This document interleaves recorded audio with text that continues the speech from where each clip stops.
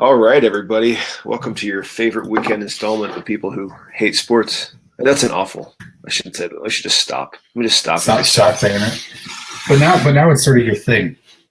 No, this is just, this is Sports Nerds, by the way. I'm Dr. Samuel J. And who are you? Dr. Brian Schrader. We don't hate sports. This week I think I do, though, because the NFL draft just wears me out. I've never been into it. I just don't care. I do like, so they switched it. So what, tonight will be the first round or something, and tomorrow, or if you're listening on the radio, Thursday was the first round and Friday the second round. Is that how it works? That's better than what it used to be, which was it was like all day Saturday, right?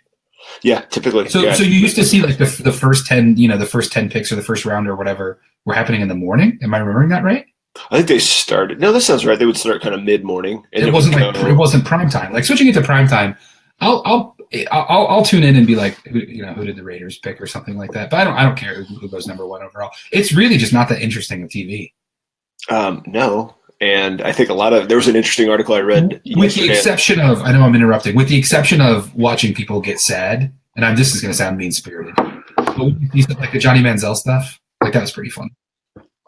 Because it happens to people who deserve to be sad. Well, I think it happens to good people too, but wasn't there one where some dude was sitting at a table waiting for it to happen and then, didn't get picked, thought he was going to go like top 5 or something, and then went in the third round. They moved him and his family like to a separate room. Wasn't it Geno Smith? Was it him? I think it might have been. I also punched a guy. The Goodell booing that guy. Say what you will about his politics or his ability to run a professional organization. He can give a facial expression that is like, I'm going to smile even though I'm being booed by thousands of people, better than anyone I know. Man, that guy. A lesser man would just break down and cry. Do you think he's not Goodell? Do you think he practices stoicism, or like he's just like inside he's just ready to explode? Either he's got earplugs that you can't see and he just can't hear anything, or he's done some hypnosis where they've like in Office Space he hears when he hears boos in his brain it's rewired so it's cheers or something like that, just straight adulation, or on the inside he's like, God, this job sucks, or maybe he's just like, I make millions of dollars. The good thing about the NFL draft is that it's going to be over in 3 days, or however many days it'll take, which is going to be nice. Yeah. The reason I guess this before, right? The big boards, like months. You're right. It's over. Like months of talking heads comparing who they think is going to go first and arguing with each other like they have any idea. That's so dumb. It's really dumb. And guys have careers. Mel Kiper has created a career out of this. I know he was at ESPN for many years prior to being, I guess, the draft guru we know now. But that's his entire career. I'm going to and post it on Twitter. I'm just going to pick 10 people and say they're going to go first, and then just pick fights with people over it. No, you're a moron if you think I'm wrong. If you think he's going to go number 3, geez, you're stupid. You don't know anything about football. I don't know. If you like the draft, I'm sorry. I don't understand it. Maybe someone explain to me why it's interesting. I guess it pisses me off because I don't know if you know what's happening in Denver on this Thursday. Are you familiar with what's happening in the state of Colorado, especially in Denver? There's going to be a massive teacher walkout in Jefferson County and Douglas County, but all of the media attention, while it's getting a tad bit, it's still about the draft. Who are the Broncos going to draft? Who are the Broncos? Which should lead us to our first question. I guess I know we were going to jump into the A-Rod thing, but we might as well talk about this while we're discussing the draft. Did you see Josh Allen's tweets? Yeah. I saw that they found a bunch of old Josh Allen for people not in the know. By Sunday, you'll know if you're watching the draft. This is the University of Wyoming quarterback. Yes. Who, if you've been watching big boards, he's been all over. Yeah, he is. He's a big boy on a big board. Projected to be the top quarterback. I don't know. Maybe people even had him going number 1 overall. I think maybe someone was saying the Browns might take him number 1 overall. Well, see, look, now we're doing it. Now we're getting sucked into it. Either way, he tweeted. Someone dug up some old tweets. It's insane that it took this long. Again, if you're listening to this live, this happened Thursday morning is when this story broke, and with the first round of the draft set to go off Thursday night, and just dug up these old tweets. That just some use of the N-word, some racist kind of stuff, just some weird stuff. And it's worth pointing out that he was a high schooler when this happened, and that's not an excuse, but it's not something that he was tweeting while he was playing at Wyoming or in the last year or two. I mean, I imagine there's a bunch of people who would say, well, we all sort of post stupid things when we're in high school. But I suspect too that there's a contingent of people who would say something more along the lines of, once you post racist stuff online, you sort of have to own that and be responsible for it. And I think people are worried that it's gonna hurt his draft stock. I think the bigger picture question might be that we're kind of living in a post kneeling in the NFL sort of world where race is kind of a front and center sort of issue, and that this for a lot of teams. I mean, if having a Kaepernick on your team as a PR nightmare because he might kneel during the national anthem, it seems like you might get an equal and opposite reaction to drafting someone who's posted some iffy stuff on Twitter. I guess that's what kind of upsets me about this. For sure, mistaken high school kid and ignorant and all of that. Whether or not he's a racist, who knows? He said racist things, but let's leave it at that. It's the double standard. I mean, what he said here is so, to me, much worse than a Kaepernick. We'll jump into some of these comments about the NFL owners and NFL players meeting that happened last fall.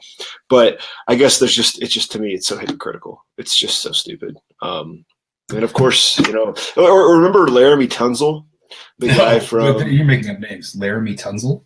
Yeah, he was the where was he? He was a lineman for, I can't remember what college he went to, but he got some video was released. It was, I think, later known that it was either his father or his stepfather had circulated this video and drafted him. I remember this name. Yeah.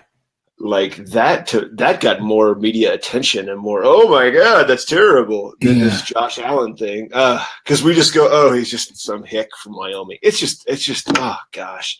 I mean, I would hope that John Elway's not going to bring that kind of person into the Broncos locker room. It just doesn't seem, no matter how old you are, he's just not culturally aware. And probably at the age of 17 or 18 when he had said these, those are defining moments, defining times in which one begins to understand a little bit about race and gender and culture at a broader level. And to me, I don't know, this probably has to say something about his character. Do you think am I overreacting? No, I don't think so at all. I mean, in fact, I totally forgot about the incident with the guy smoking pot surfacing right before the draft. This is the guy, Laramie Tunsil? Is that the right guy? Because it was only a few years ago, right? Yeah, when this happened, and did he end up getting drafted at all? It was a guy who was supposed to go really high. No, he got drafted. He ended up being great. He's a fantastic football player. But how far did he drop? I guess is the question. I think he dropped like to the second round, maybe. I mean, it was way down. It was a big drop. Yeah, I mean, so I expected that. This obviously seems the Allen thing seems worse to me than the pot smoking thing. Maybe that's just my perspective. Hey, this reminded me. What's the new baseball podcast that you turned me on to? The Greatest Baseball Podcast or something? Is that what it's called? Yes, it is. It's a good podcast if you want to listen to baseball stuff. Their most recent episode starts off with a discussion about sort of the cultural differences between sports, particularly about the use of marijuana, and they make a bunch of arguments about sort of the relative dangers of marijuana versus alcohol and why we maybe should be more okay with players, smoking pot if they want to, or consuming marijuana rather. You don't have to smoke it. It's 2018, you can ingest it or whatever, eat a cookie. You can drink it. But they made a really interesting point, which is that's something that in the NFL that would get you, you'll lose. It was a controversy, right? You're right. At this point, I mean, it's early on Thursday at this point still, but at this point, that was a controversy way bigger than the Allen thing. But in baseball, they don't even test for marijuana. They don't even care. No, right? How weird is that? Oh, sneeze. There we go. No, they don't care. Were you shocked by that? By the way, the name of the podcast is the Best Baseball Podcast. It's the best baseball podcast. Right. Yeah, it's we just came across it this week. And I can say it's a good baseball podcast. I'm not sure I can say the best or the greatest, but it's good. Yeah, I don't even know what else is out there in terms of baseball podcasts. Did you ever watch Parks and Rec? I never got really into it. I watched a few episodes. This joke's not for you. Like one of the main guys on that show, Ron Swanson, in the later seasons starts a construction company, and he calls it like, good construction or pretty good construction or something. He's like, our construction's really good, but I don't want to brag all that much. I mean, it reminded me of this podcast. Maybe that's what they should say. A totally fine baseball podcast. Well, sure as hell got me to click. I was very interested in it. No, it's good. I like listening to it. Some good insider info. They clearly have some connections. So I guess that's a perfect thing to kind of circle back to. It's just the idea that these sports are so hypocritical. I think football is almost the most, it's the worst. And it's probably has a lot to do with the attention that the draft gets and leading up to the draft. By the way, Tunzel was supposed to be a second or third pick, and he got drafted 13. So it wasn't a second round draft pick. He didn't drop that far. But I think the consensus is that the Dolphins got a steal for him at 13. So, and he also went to Ole Miss. So I was kind of close. I knew he was, a lot of those things. Right? I totally forgot about this. I even forgot the name, obviously, but I remember this now. Yep. Okay, let's just end our NFL draft talk because I'm already sick of it. I probably won't even watch tonight. The Cubs are on at 6:05 Denver time, and I just don't really care. So good luck to your Raiders. Jeez, I should know that. Who are they playing? Is it the last game with Cleveland? Oh no, Brewers. Toronto. Brewers. At Brew. At Brew. I love that stadium. Sorry, no, it's versus Brew. It's at Rig. At Rig. So I love that stadium too. CHC. All right, I guess let's return and we'll have some sort of deep conversation on the genius that is Alex Rodriguez. Okay, A-Rod, there's a really cool article that you shared with me last weekend from the New York Post about, I guess, the double standard that we have in terms of how we treat A-Rod. I'm going to lead you down this path with that brief introduction and have you introduce the article. What did it say? Yeah, Why does it matter? Just this past and over this past week, news broke about a settlement between. There was a lawsuit against a civil suit against Lance Armstrong. You remember him? Yep, I do. Familiar with this man. Full of Tour de France's under a cloud of suspicion about his PED use. And then a couple of years, it seems like it was 10 years ago now, but maybe it was only 4 or 5 years ago, we learned that there was a huge kind of doping infrastructure inside of USA Cycling, kind of from the top to the bottom. And after years and years of sort of denying any kind of PED use, I think eventually Lance Armstrong kind of comes out and apologizes and does, just like every athlete to get caught, some version of the apology tour. And so he basically got sued by he was always sponsored by the U.S. Postal Service, right? Yep. So he got sued by the USPS and the government for kind of misrepresentation and fraud and that sort of stuff. And they were trying to get him for $100 million. And they ended up settling for $5 million. This article is not really about that so much as it's about like how can a guy like Lance Armstrong, who, his story, battling cancer, coming back, winning the Tour de France 6 times, 7 times, I can't even remember what it was, and just becoming kind of a national hero and a media darling, and sort of the resulting kind of fall from grace. I mean, when's the last time you heard anything about Lance Armstrong? It's been years and years, with the exception of this, right? He's kind of been out of the public eye, the public imagination for years and years. And I think conventional wisdom is that it's, because of his PED use that he broke the public trust, that, he lied about using steroids. And a bunch of people, which is always the case, were like, I believe him, everyone else is lying. It's a conspiracy to get him or whatever. But eventually he cops to it and everyone turned, and he hasn't been able to sort of reemerge, right? He hasn't been on Dancing with the Stars or anything as far as I know. I don't watch that show. I don't think he has been. And this article is sort of like A-Rod. A lot of the same things happened, but kind of made it back in, right? He was working for MLB Network. You see him on ESPN. I mean, I think he's working all over the place. You see him in these really kind of endearing commercials with David Ortiz, Big Papi of the Red Sox, and he's calling national baseball games, and he sort of worked his way back into good favor within professional baseball and kind of the eye of the public in general. And so this is, the point of this New York Post article by Phil Mushnick is, how come Alex Rodriguez gets a pass and other people like Lance Armstrong don't? Like, is there some underlying explanation for what on the surface appears to be a pretty obvious example of hypocrisy?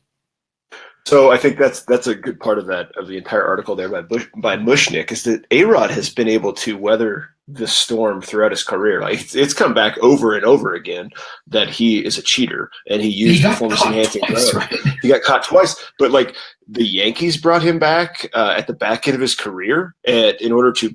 I guess he makes the argument sell tickets, but again, this is an op-ed. But I mean, he played a lot of games when the Yankees were kind of crappy for those few years, and it's probably a good read to say that he was brought there to basically sell tickets, and so he does get. I don't understand it in ways that other NFL or other MLB players haven't as well. I mean. I guess Mark McGwire has been forgiven. He was just inducted into the St. Louis Cardinals Hall of Fame a couple weeks ago, but Bonds has not been brought back in. Sammy Sosa is a pariah in Chicago. And so why is it that – I guess that's the question I have for you. Why does A-Rod continue to get this pass? Because I can't figure it out. It's not like he's a likable personality. Like to me, he's very off-putting. He's very inauthentic when you watch him on TV. And I can't figure it out. Do you have? I wish I had an explanation. I mean, oftentimes I tend to think that, and we've mentioned this before. Sort of the resonance of one's apology. Do you seem genuine? Do you seem sincere? Or do you come across as disingenuous? Do you come across as pandering? Do you? Does it seem like you've lied yourself into a corner? I think this article says, lied until you can't lie no more or something like that. And maybe that has something to do with it. But in this case, the stories are eerily similar, right? I mean, it was a years-long lie by Lance Armstrong. As with Alex Rodriguez, he got caught the first time he came and he told this, this sob story, kind of a sob story is not even really fair. I mean, do you remember this? He sort of reads this written statement with no emotion or affect whatsoever. It looked like he didn't really care. He was just sort of trying to pass the buck and blame it on his cousin. I don't know. I watched it a handful of times and just was like, this dude does not care at all. And it was before the PED controversy had any, before there was any teeth to the PED policy inside of Major League Baseball. And then he got outed a second time, right? On that list. Who was it? One of those, insider whistleblower guys. Remember that guy's name? That weird doctor. From Miami. I cannot think of his name. Yeah, from Miami. Like they found all these records of people that he had treated, which blew up Rodriguez's story, right? He did this. Yeah, you caught me, but I only did it the one time, and I didn't even do anything, and I didn't like it, and it didn't make me feel good. And then we find out a second time, like, no, you've been doing this for a long time. You've been paying this doctor who's not giving people one-time injections. Rather, it's a system of doping. It's systematic, right? You've been doing it because you're getting benefits and because it's giving you an edge over other people, which is kind of the same thing we got from Armstrong. Right? That it was not this innocent oopsie daisy sort of thing. It was instead something much bigger. I know this doesn't answer your question. I don't know. I don't know what means that you can come back and what means you can't. It's in there. I think if we were to go back and do some sort of, we could technically do a rhetorical analysis of A-Rod's multiple apologies and Lance Armstrong's apologies, in particular his interview with Oprah. Do you remember that from a few years back?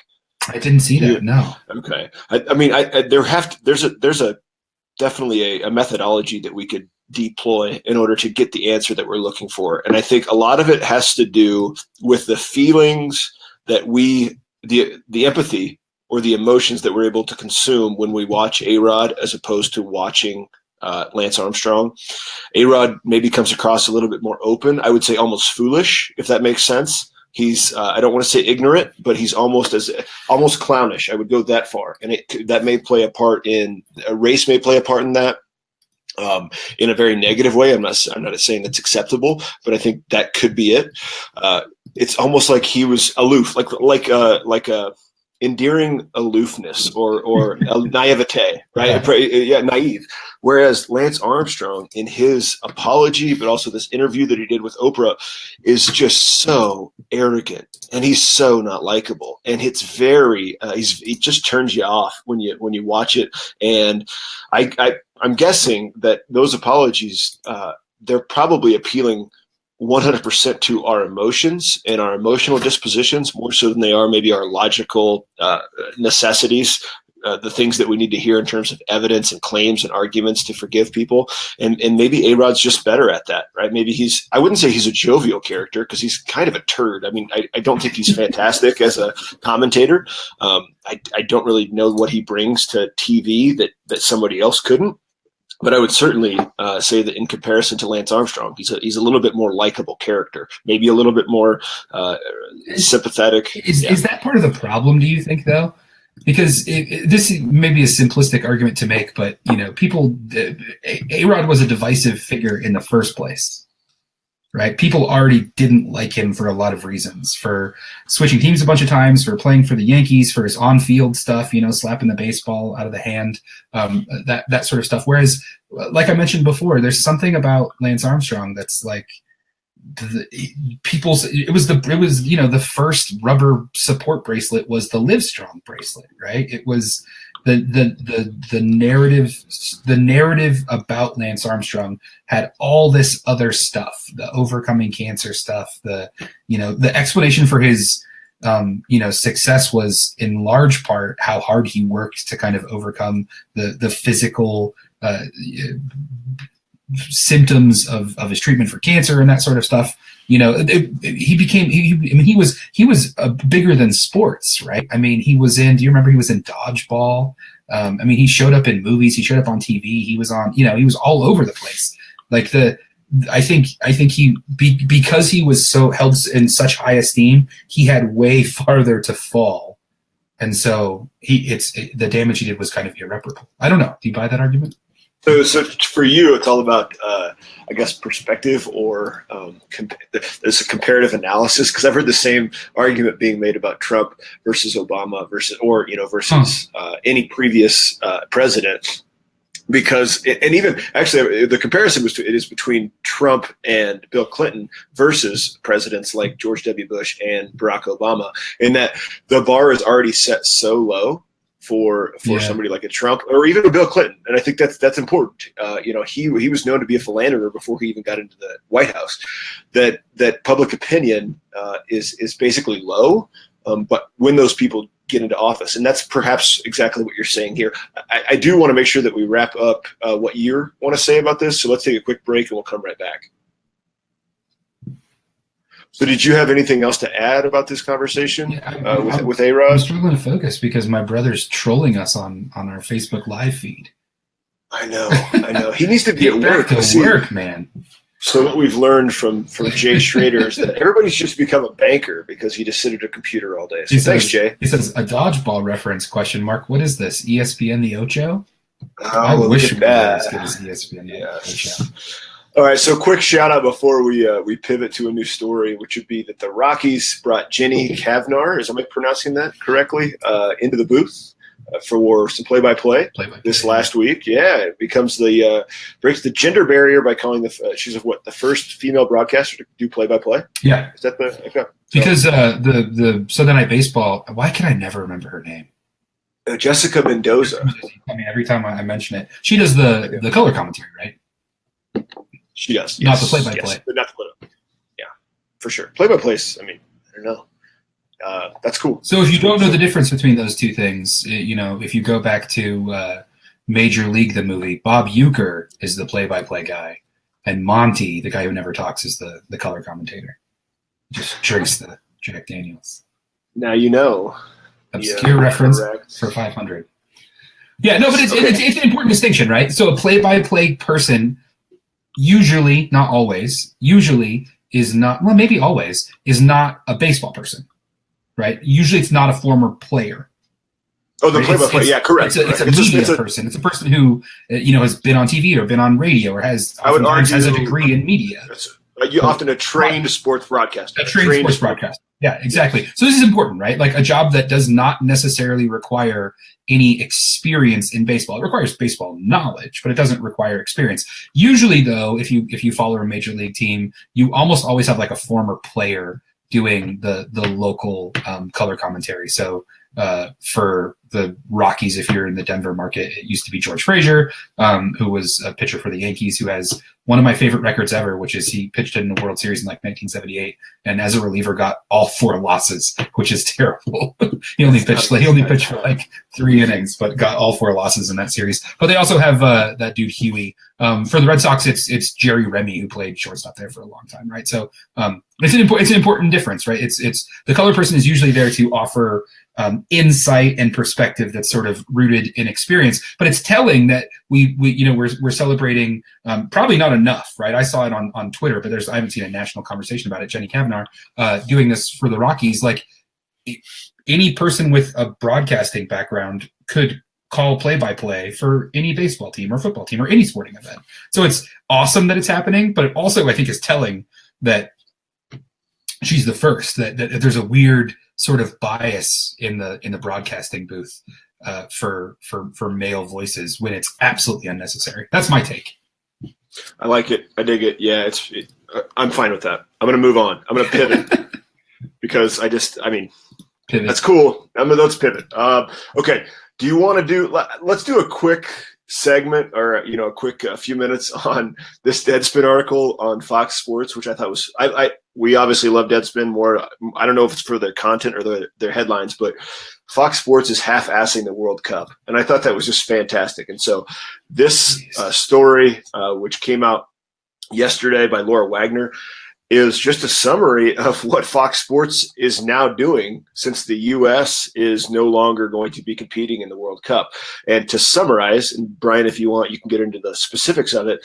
The price, they paid $425 million for TV rights to the 2018 and 2020 World Cups. They're going to have to be our go-to source here in America for World Cup coverage. But basically, they've just slashed their announcing staff. And so there were going to be 12 commentators initially who were going to go to Russia to do the games. They've cut that down to 4 who are going to do that. And so the other 8 are actually just going to broadcast from the Fox Sports studio in Los Angeles. And so apparently Fox Sports, I don't know, they're more I guess they clearly wanted more American viewerships, and they wanted the draw of the American U.S. men's national team as opposed to just making soccer more popular or trying to further soccer in the United States. Yeah. What's your take on this? Yeah. Obviously, right?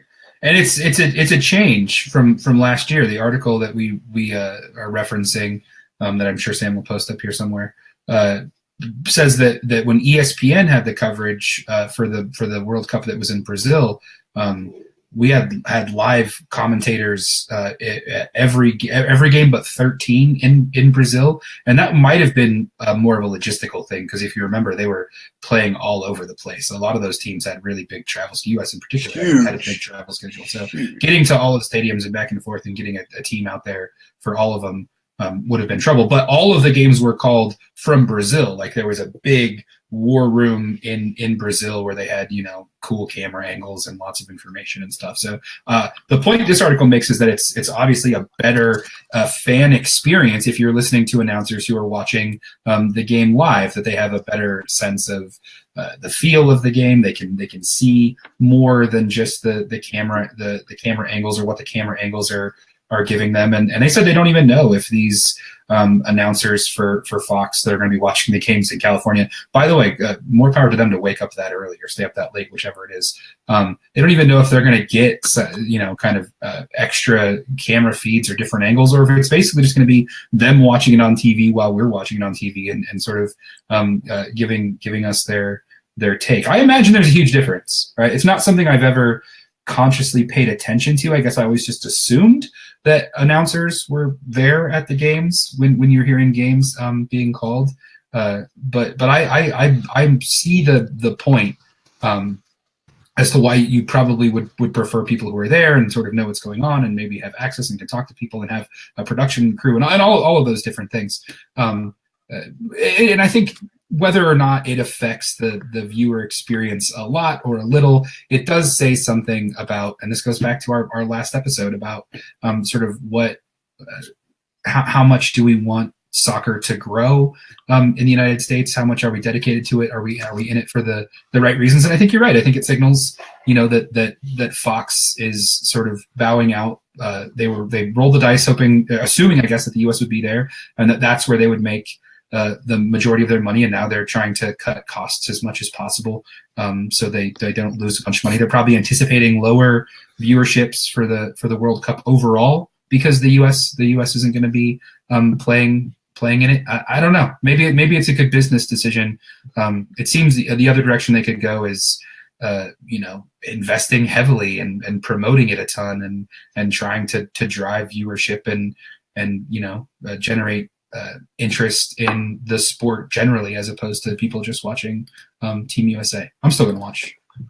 Oh, I am too. I think the other option is we could brush up on our Spanish and just watch Telemundo because they're going to offer fantastic coverage. You might as well just do that. But I guess quick shout out to our man Nando. What do you think of that podcast? So Nando Villa was on the show last week. He is the host of We Came to Win, which is a brand new podcast that Gimlet Media is putting. Came out since we talked with him. Sure, yeah. They aired 3 episodes yesterday. Did you catch any of the episodes? I only listened to part of the first one on my drive home, but I loved what I heard.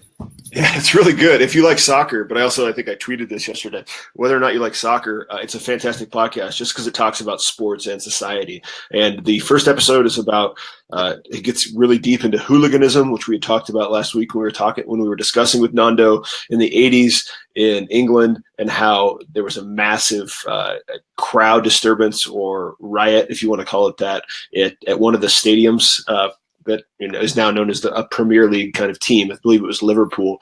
It wasn't in Liverpool, but it was Liverpool was playing somebody else. But anyhow, 96 people died, a lot of hooliganism, and basically just ruined the prestige of English soccer for like 10 years until 1990 when England makes this run in the World Cup and they almost make it to the World Cup final. They probably would have had their best player, which is a really cool story because I think he was shaped like Brian and I. Is this dude right who gets 2 yellow cards, gets thrown out and doesn't get to finish the game or do the PKs. And anyhow, I don't mean to just go into that. Yeah. Listen to it; it's fantastic. I know our buddy Brock. He listened to it because he listened to our podcast and I think he binge watched the first 3 episodes or binge listens to the first 3 episodes, and he's a big soccer nut. So he agreed it was pretty fantastic. So if you can find that podcast, make sure you consume it. Second thing before pivoting, I got to stop saying pivoting. That's such a stupid academic. It's like an academic / organizational communication term, the pivot. I know that the Colorado Rapids do the same thing in terms of their broadcast because one of my daughter's teacher's husband is their announcer, and so he announces their games from a studio just down the street. Literally the watching home games. Not the home game, the away games. Okay. But he does not travel with the team very often.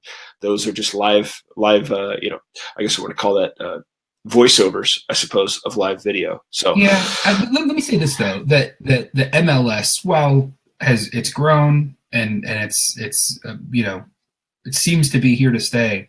It's not the World Cup. Right. Oh, no, I'm close. I think we hammered that home last week. Biggest sporting event in the Nando pointed this out. It's, the World Cup. For us to sort of turn up our noses at it is a bummer. I mean, it sucks that it's not going to be covered by this entity that has told us for years now it was going to cover it. We're going to have, I don't want to say it's bad coverage, and we probably won't notice, but still, like you had mentioned, the being there is so much a part of the experience, even when announcers are kind of sharing that experience with us over the airwaves, and that's not going to be there. That's going to be gone for a lot of these games, and it sucks, man. It really sucks, but alas, go World Cup. We'll talk more World Cups. If you're watching this on Facebook Live right now, I just made like a horrendous face because I forgot we were videotaping because I'm looking at some of these Josh Allen tweets. Oh gosh, I know, yeah. Check out the Josh Allen tweets. We're not going to retweet that. Don't. But if you're wondering why I just made like the face, that was it. I just wanted to explain. I'm not good at controlling my nonverbal reactions, apparently. It's the one bad thing about this live stream is that people can see that we're texting our wives or reading. Yeah. So, all right, we'll come back here in a minute and we'll figure out what we're going to talk about in the last segment. All right, this show is going really fast. I don't know if that's good for listeners. They're enjoying it. It means we're having a good show, but I'm saddened because there's a lot more stuff we intended to cover that I just have not gotten to. Do you want to go here? I'm just your initial reaction of the New York Times story that ran yesterday. So again, I'm going to summarize it, Brian. Then you can kind of. Oh, okay, good. I was like, which one are we talking about? So this is the New York Times article that was put out yesterday. Written by Ken Belson and Mark Leibovich. And basically it's just it's transcripts of this meeting that NFL owners, players and executives. Yeah. So NFL owners, players and league executives had last October at league headquarters, NFL headquarters in New York City. And it's just basically trying to figure out like the Colin Kaepernick thing, right? And the kneeling thing. And I'll tell you what, in reading through this, and I'm going to post it right now on our Facebook page or our Facebook live stream, it's worth the read because it really makes you like some of these players and really makes you recognize just how ignorant some of these owners are. Is that what you came away with? Yeah, it was insane. A lot of the weird little quotes that you get from this article about things that were mentioned. There's some weird mixed metaphor stuff about icebergs that I don't totally understand. I think the bigger sort of takeaway that I have is that I don't get a sense. I didn't obviously listen to the full 3-hour thing. I don't know if it's available or if you can read the transcript. But based on this article and a couple other ones that I read, it seems like the owners really don't care about the kneeling and the Kaepernick stuff above and beyond what it's doing to the brand, right? Does that make sense? That what I hoped for when you have this meeting amongst the way it was described as a big roundtable meeting with all the owners and a bunch of players sitting, kind of in alternating seats, so they weren't on different sides of the table staring at each other. They were sort of sitting in a group together, meant to I guess symbolize sort of a cooperative dialogic space where they're going to really hash out these issues. And based on, the quotes and descriptions from this, that doesn't sound like that's what happened at all. It sounded like it was a real thinly veiled attempt to kind of try and persuade the players who were there to go back to their respective teams and try and tell the other players not to take a knee anymore, right? One of the pretty consistent themes that came out of this meeting was, the kneeling isn't doing anything, guys. You need to go back and tell your teammates that the kneeling just isn't doing anything. It's not working. What we should do instead is we should, I guess, hire a spokesperson a la the NRA who can really communicate the social justice points that you're trying to make. Or we should have a fund and we should invest in programs that can fight the causes that you think, fight for the causes that you think are really important. But this kneeling isn't doing anything at all, which on its face doesn't make any sense, right? The kneeling is what caused the meeting. Right? If a result of that meeting was a bunch of money getting spent to combat police brutality or structural racism or something, that would have come about as a result of the kneeling. You know what I mean? So obviously the kneeling matters. But again, for me, it seems like the bottom line for the owners, and I understand they have businesses to run, I guess, but the bottom line for them is the bottom line, right? It's how is it affecting how much their money they're making and their profit margins. And forgive me if I just don't care all that much about whether or not billionaires are padding their pockets with extra money. It's a shame to me. It's a shame to me that. What we've got going on outside of these meetings right now is, who is it? Seattle said that they, were interested in Colin Kaepernick, but only on the condition that he agrees not to kneel or something like that. I mean, if that's the status quo, if that's the current situation for Kaepernick, that teams, and this came up in this meeting too, right? There was some discussion on the players' part saying, hey, look, why is Kaepernick not on a team? We all know that he's good enough to play. We know it as players. As ownership. Why isn't he playing? And what they're saying is, look, it's a distraction and it's bad. And it, gives people like Donald Trump a way to weaponize the NFL and to galvanize people to protest, just like, the Yeti cooler stuff that we've got going on over the last week or so. But if that's happening, right? If the NFL is organization, if the ownership is willing to, it looks a lot like collusion to me, have this unstated agreement that they're not going to hire people who they see as hurting the brand because they want to express a political point of view in what seem like pretty mild ways to me, taking a knee during the national anthem. You better not draft Josh Allen then. You know what I mean? No, that's a really good point. There's this.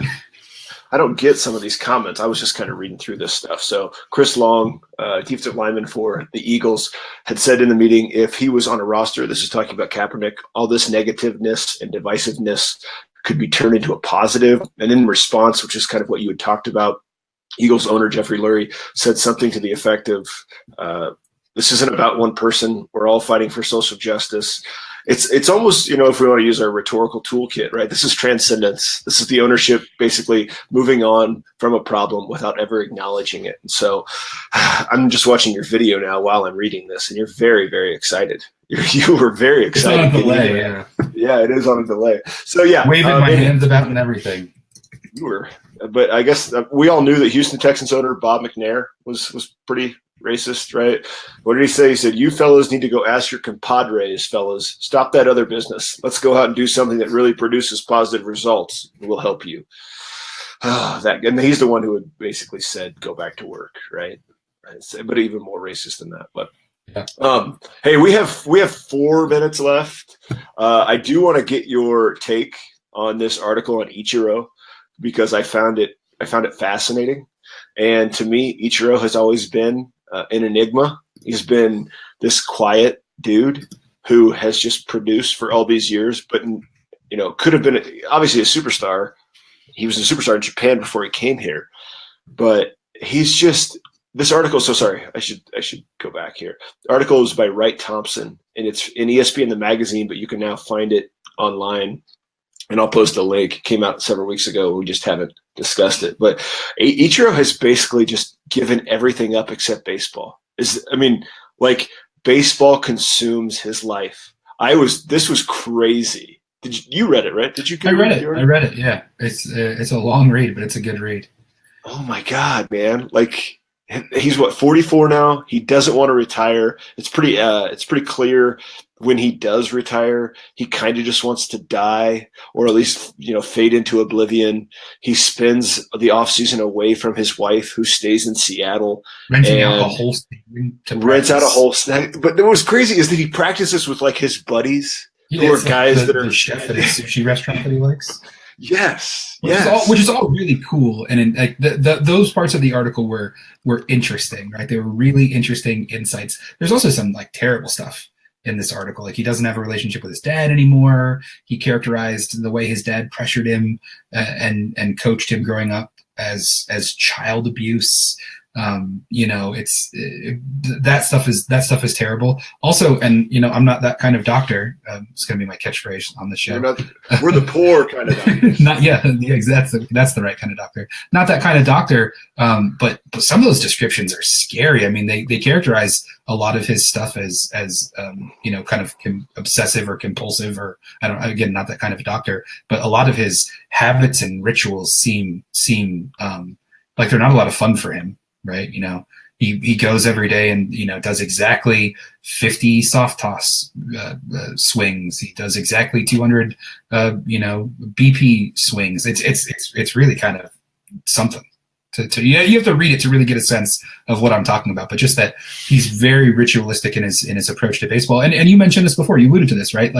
He wants to keep playing, but it's unclear as to why. He's obviously not producing at the level that he used to be. His slash line last year was 255, 318, 332. Not very good. His, OPS, adjusted OPS last year was 77. He's not a good baseball player anymore.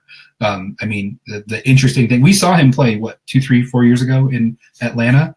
And it was awesome to see him do it. He was about to break 3,000. I think did we see 3,000? We saw right around there. I saw 3,000 at Coors. We saw maybe he was still just working on 3,000 when we saw him in Atlanta. Either way.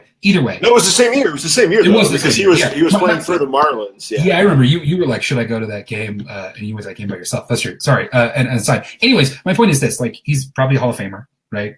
I assume. Oh, yeah, first ballot. Like, yes, absolutely. Yeah, this is interesting, and I don't want to talk bad about Ichiro or whatever, but I do think that he's sort of an interesting figure because he started playing in the United States in 2001. He was 27. He was obviously already playing in Japan, but he's kind of a player who spans pre and post sabermetrics, and I'm not sure by kind of modern day standards he's really as good as the legend. We can leave it there. We'll defend that on Twitter. Yeah, you're going to have to defend that on Twitter. Okay, that'll do it for the show today. Plus is 107. Yeah, it's pretty average. I know. Well, easy there, Sancho. He's a great hitter. Fantastic. Thanks to our sponsors, to Fermentra, to Grist Brewing Company, to Blank Label, to Orange Collar Media, to Westerfield and Martin Law, to all those people who follow us here on Facebook and have been commenting. Shout out to everybody there. We may have some big news next week, but we'll cross that bridge when we get there. So tune in, and we'll let you know. Brian, thanks for joining the show today, like you do every week, and being my partner, my companion in this fun little trip we're on. Compadre? You're compadre. Thank you, Bob McNair. All right, buddy. You have a fantastic afternoon. We'll talk later. All right, bye. All right. You got to go pick up the kid now? No, you're good. No, I have to drive up to school and practice.